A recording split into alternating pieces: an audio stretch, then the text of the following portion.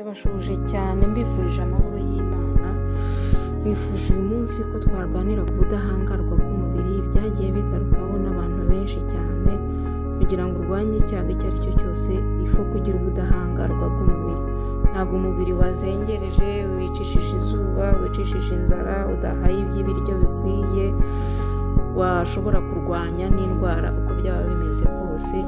Ariyo mpamvu ubudahangarwa bw'umubiri ari ngombwa kubwubaka. Hari byinshi bibwubaka, ariko ibyo kurya nibyo turi bivugeho uyu munsi. Turavuga ku biribwa bibiri by'ingenzi bifite akamaro mu budahangarwa bw'umubiri. Ibyo turi buvuge ni tungurusumu n'ubuki. Tungurusumu n'ubuki ni ibintu bishobora kugufasha gukura umwanda mu mubiri kandi no kongera ubudahangarwa bw'umubiri. Ibyo ngibyo ni ibintu bikorwa bikoreka ukabibona, bigatanga umusaruro ufatika. Ni ukuvuga ngo uko waba warazahajwe kose n'indwara, nibaza ko byagufasha, ariko nyine bisaba ko ubigerageza ukareba icyo bigutangaho. Ufata ubigenza ute rero? Ufata utuntu 14 ukadusekura, ukavangamo ubuki ibiyiko 3 mu gitondo ukibyuka, ugafata ikiyiko kimwe.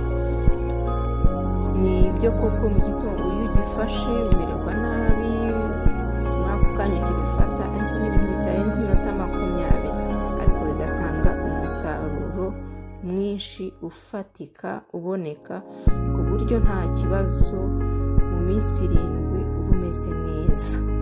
Ndetse uwo munsi ku mugoroba utangira kumva ko byagize icyo bikora, kuko ukimara kubifata iminota 30 ujya kuri tuwarete, ukabona ko umwanda usohotsemo ari mwinshi, bikaguha icyizere cy'uko ukomeza.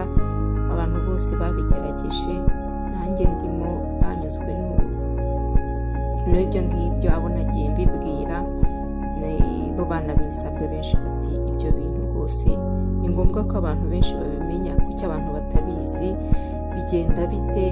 Ariko se wa mugani, kuki ibi ngibi abantu batabigerageza? Kuki buri gihe twihutira kujya kwa muganga? Ngaho rero mugire ubuzima bwiza, turacyahari, tuzakora.